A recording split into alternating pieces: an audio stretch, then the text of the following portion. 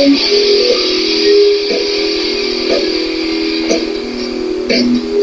everyone, welcome to Logan's Mosh Pit. Glad to have you here. Do me a favor, please subscribe if you haven't already. Let's launch into a new episode of Rock and Read. Today we'll read chapter 29 and chapter 30 of It's So Easy and Otherwise by Duff McKagan. Now, let's see how chapter 29 unfolds.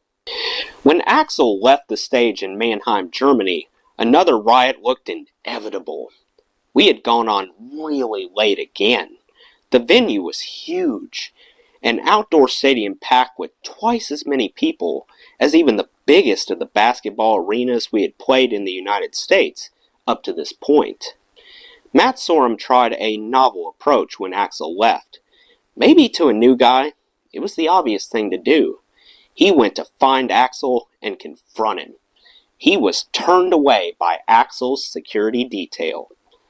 The promoters, not the band members, not the managers, not the entourage saved the day. Their threat that Axel would be arrested if a riot occurred might not have worked on its own, but they had also locked us into the venue. Axel returned and finished the show. Izzy disappeared as soon as the house lights came up. We still had one final show left on that leg of the tour at Wembley Stadium on the last day of August 1991. I knew now that Izzy was definitely going to quit, but nobody knew for sure when he would actually leave us. Izzy didn't walk away and force the cancellation of the Wembley show. He stayed and played one last gig to draw the curtains on this leg of the tour, the last show before the release of the albums we were ostensibly touring. Axel arrived on time. We played spectacularly well, as fierce and inspired and together as ever before. If not for the additional people and gear on stage, it could have been mistaken for one of our club shows. When the show was over, we limped back to LA and had about 3 months off before we had to set out on the next leg. My brother had since moved out to a wife and family of his own, and nobody from the band wanted to see the other members. I was alone. I needed a tumbler of vodka just to get off the mattress when I woke up. Alcohol I now bought in bulk. I wanted to have a sure supply around all the time. I was alone in my house and had no one and nothing to stop me from ingesting bad stuff whenever I wished. Panic attacks had been coming daily at this point, and they didn't stop once I arrived home.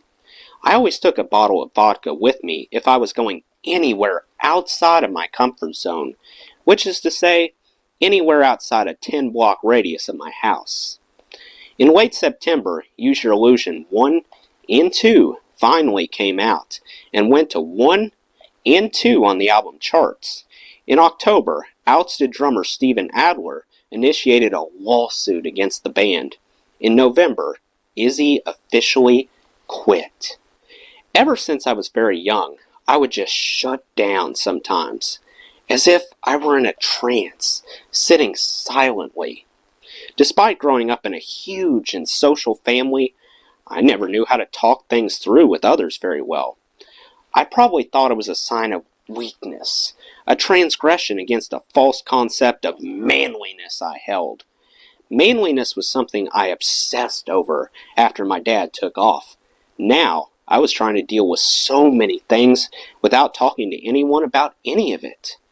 I was also letting what I did define who I was as a person. I am the punk rock torch carrier.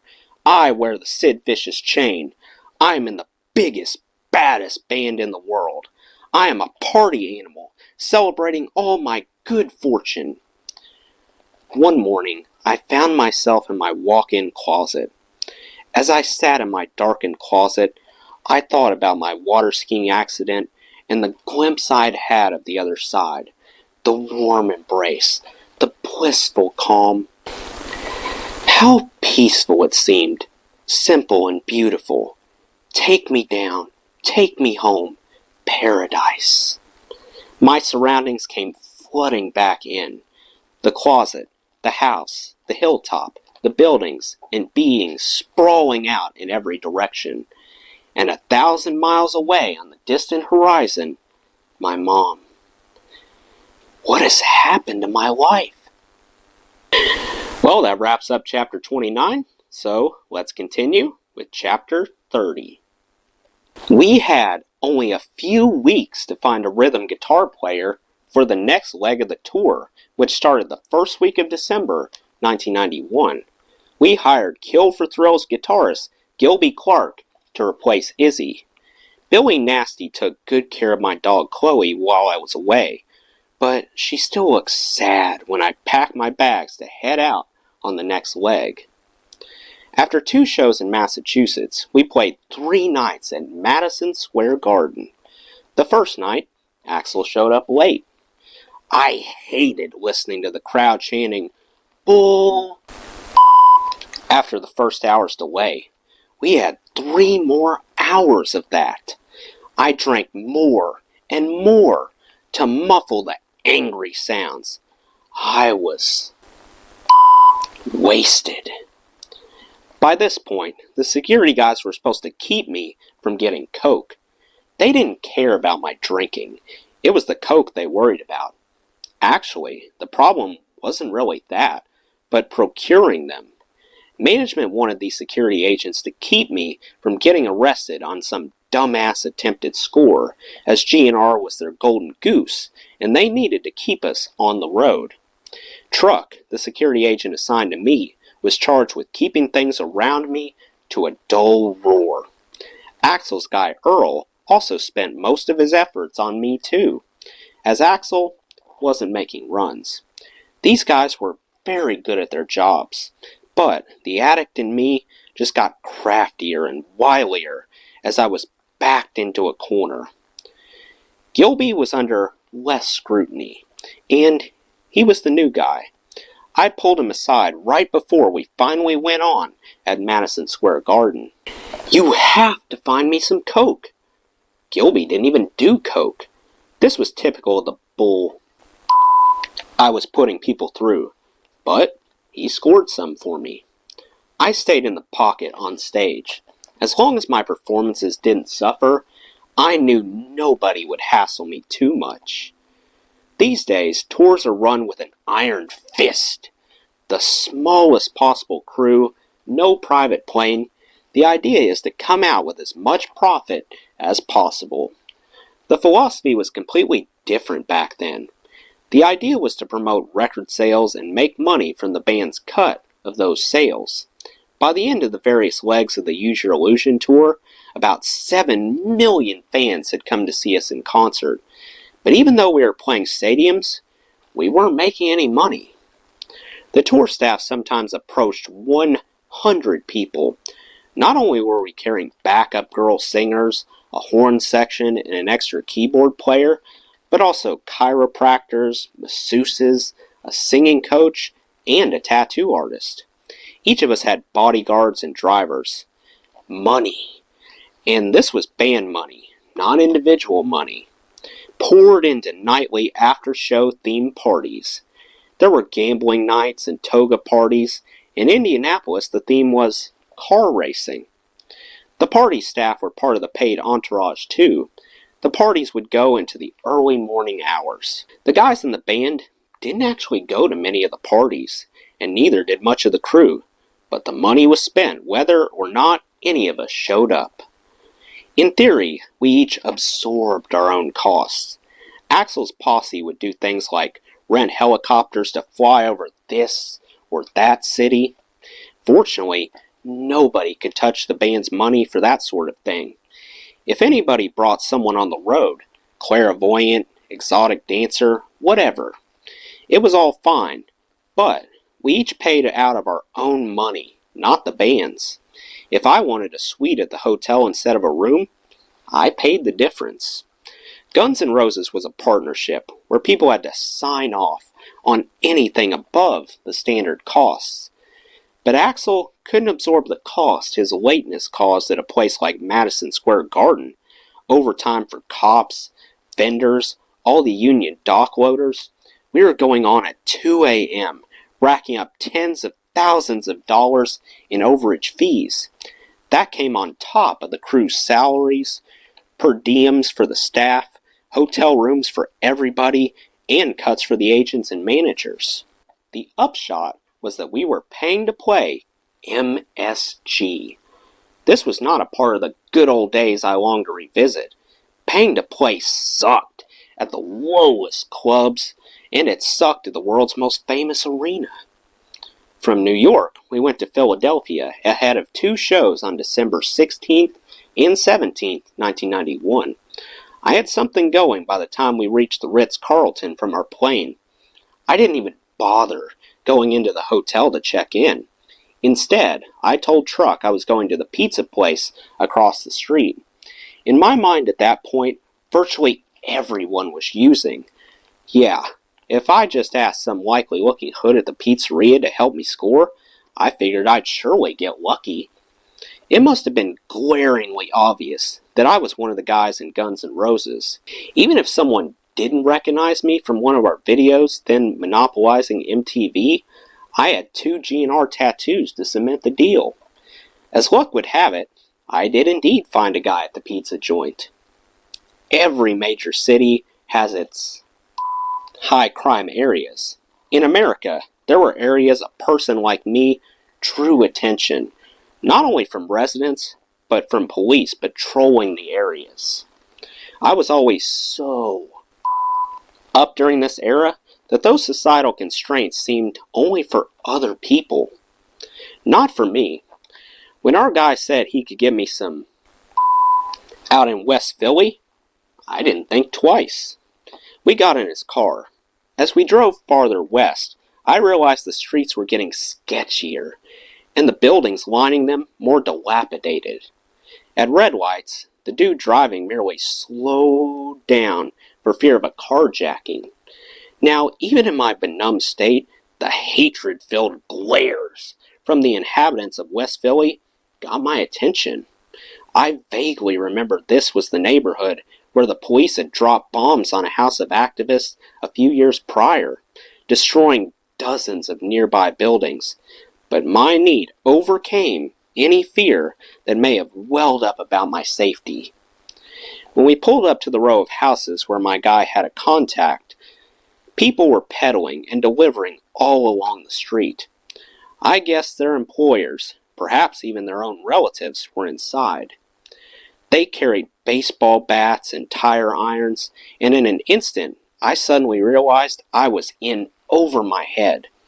Then, my guy just got out of the car and took his keys, leaving me in the back seat, stranded and exposed. For a minute that seemed like a week, I thought this must be some sort of setup, and that I would be robbed.